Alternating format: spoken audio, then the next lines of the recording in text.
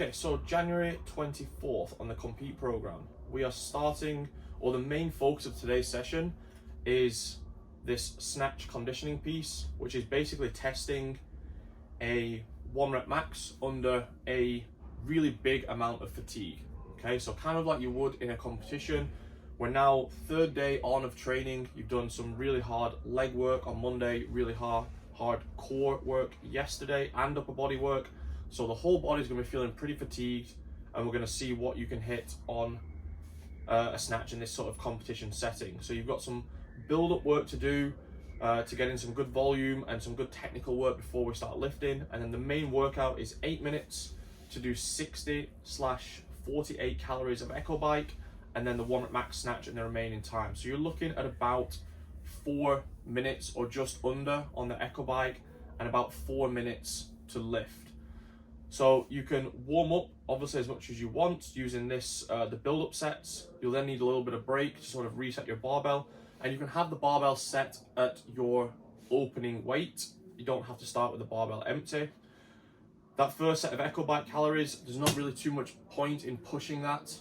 You might gain 30 seconds, you may even gain a minute, but if you gained a minute on someone that did this in 4 minutes, you would be so much more fatigued having done it in 3 minutes, and that would have a big effect on the snatcher. So what I would do is set yourself a goal of about 3 lifts in the remaining time, so you can do the Echo Bike at a pace that allows you to get off. Your first lift, I would say, is somewhere around the 70 to 75% mark, and that should be a confidence builder. So the first lift should be one that it's definitely not going to count on a leaderboard. It's not that heavy, but it builds confidence in the movement pattern for you to be able to jump up to about 85% for a solid, that's a solid lift, 85%, and that would place you quite well on a leaderboard relative to your capacity. And if you nail that 85% lift, you then get a chance to go to like 90%, 92%. That would be a really, really good lift. Don't go into this with the mentality of like, I'm going to set a new PR. It's probably not going to happen. 3rd day on of training, like I said, it's not really a PR. If you do set a PR, it's just one of those miracle days, okay? But don't go into the session hoping for that. What would be a really great lift is 90% or more. So if you can always hit 90% of your max, even under so much fatigue, then you're in a really good position technically.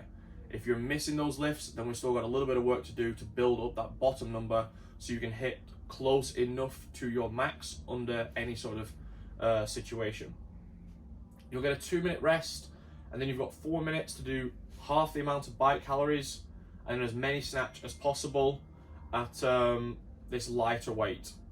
Okay, so 83 for elite, 56 for the women elite, and then you have the Rangers to hit for the RX intermediate. And this should just be a weight that feels challenging, but that you can move decently fast single, something that's gonna get you, if you were completely fresh, you'd be able to do 10 reps per minute if you were pushing really, really hard for a few minutes. Okay, so that's the sort of weight you want to be using. Maybe that's going to get you about 6 reps a minute under this sort of fatigue. After that, you're probably going to need a little bit of a rest, but then you've got quite a lot of posterior strength work to just kind of chip your way through, and some good core accessory work to finish the session.